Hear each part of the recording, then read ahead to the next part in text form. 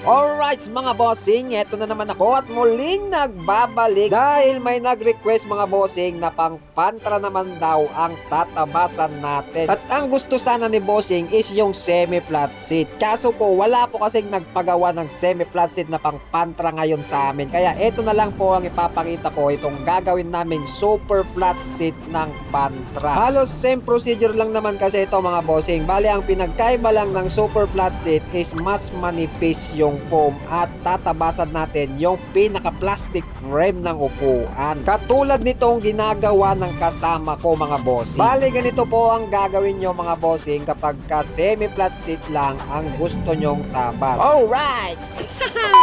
So, eto na nga ang first step natin mga bossing. So, bale, guguhitan lang natin kung gaano kakapal ang gusto nyo pong semi-flat seat. Tapos, pagka naguhitan nyo na mga bossing is doon nyo po siya lalagariin. Iyan mga bossing. Ganyan lang po kasimple maglagari mga bossing. Gaya ng ginagawa ng kasama ko. Yes mga bossing, itong kasama ko po ngayon ang nagtatabas sa kadahilan ng may ginagawa po akong bubong ng tricycle. Malapit na kasi itong deadline nito mga bossing. Kaya dito ako nag-focus sa tricycle. So that's why hindi po ako makatabas.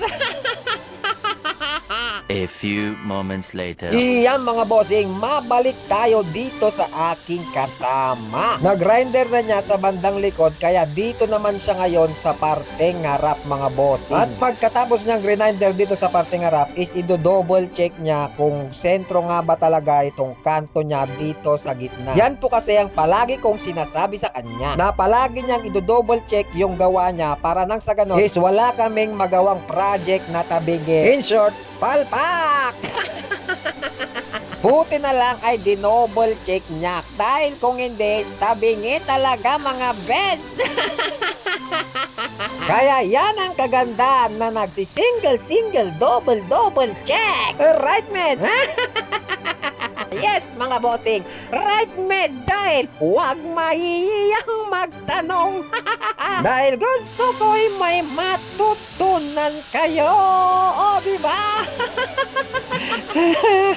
Dahil dyan, mga bossing, baka pwedeng pa-follow naman ang page ko. Tapos, like and share nyo na rin po. Thank you. At eto na nga mga bossing, para maging super flat seat ang upuan ng pantra na project natin is tatabasan natin itong plastic frame niya. At ang ginamit nga pala naming pang cutting dito sa plastic frame mga bossing is itong cutting disc po na pad mga bossing. So bale mga bossing, mag-iingat lang po kayo pagka nagtatabas kayo ng plastic frame dahil minsan po ay may tumatalsik na lusaw na plastic. Gawa ng pag grinder po kasi natin itong plastic frame is umiinit at nalulusaw ang plastic. So yun po ang dapat nyong iwasang tumalsik sa inyo dahil napakainit po talaga noon mga bossing. Maaari mga bossing is gumamit kayo ng mga gloves o naka long sleeve po kayo para kahit matalsikan kayo ng mainit na plastic is hindi kayo mapapasok. At yan mga bossing, bali tinabasan rin pala namin dito sa parteng haraman niya. Kasi super flat po ito mga bossing, pero pag semi flat seat lang po, wag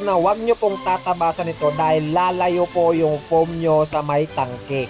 A few moments later. Iyo mga bossing, tapos na ng aking kasama itong super flat seat na pang pantra. Kaya tinawag na niya ako dyan mga bossing kasi tatayin ko na yung seat cover. At ang seat cover pala na napili ng ating bossing is itong bright na Lia type. Tapos ang gusto niyang sinulid is red. Kaya red po ang ginamit nating sinulid. Kaya eto na, magic word. Charon! She's napakaangas. Kung nagustuhan nyo po itong video mga bossing, baka pwedeng pa-like and share naman. Thank you.